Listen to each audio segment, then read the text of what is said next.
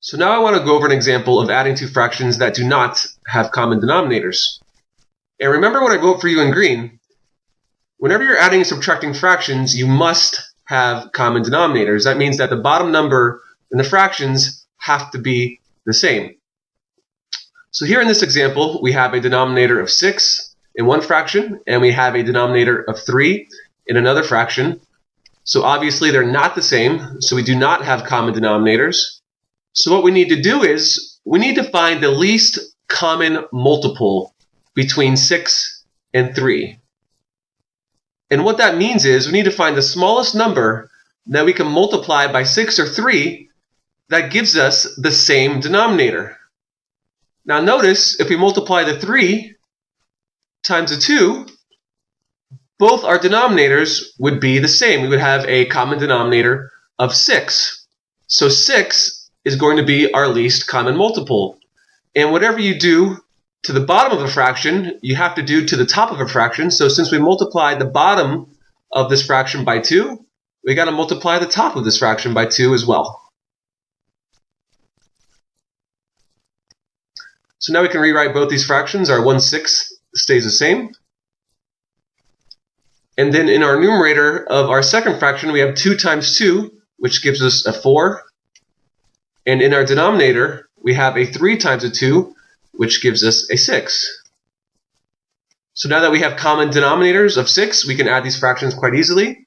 Our denominator stays the same, so we have a 6 in our denominator. And then our numerator, we add the two numbers, so we add 1 plus 4. And that gives us a final answer of 5/6. So now I want to go over one more adding and subtracting fractions example that do not have common denominators. So here we have 1/2 minus 1/3. Notice in the first fraction we have a denominator of 2, and in the second fraction we have a denominator of 3. And in order to subtract these fractions together, we need to have a common denominator. The bottom number needs to be the same. So our common denominator is going to be the least common multiple between 2 and 3. Now notice there's no whole number that we can multiply by 2 to give us 3, because 1 times 2 is 2 and 2 times 2 is 4. So there's nothing that we can multiply by these denominators to give us a common denominator of 2 and 3. So whenever this happens, what I like to do is I like to multiply by the other number.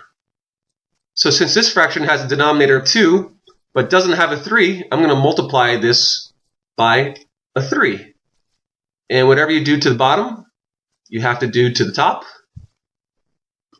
And since this fraction has a denominator of 3, but does not have a 2, I'm going to multiply this fraction by 2. And whatever you do to the bottom of a fraction, you have to do to the top of a fraction. Now notice in the first fraction, we're going to have a denominator of 3 times 2, which is 6. And in our second fraction, we also have a denominator of 3 times 2, which is 6. So now we're going to have a common denominator of 6. So let's just rewrite these fractions. Our first fraction, in our numerator, we have 3 times 1, which is just 3. And in our denominator, we have 3 times 2, which is 6. Minus our second fraction. In our numerator, we have 1 times 2, which is just 2. And in our denominator, we have 3 times 2, which is 6. So now that we have a common denominator of 6, the bottom numbers are both the same. We can subtract these fractions quite easily.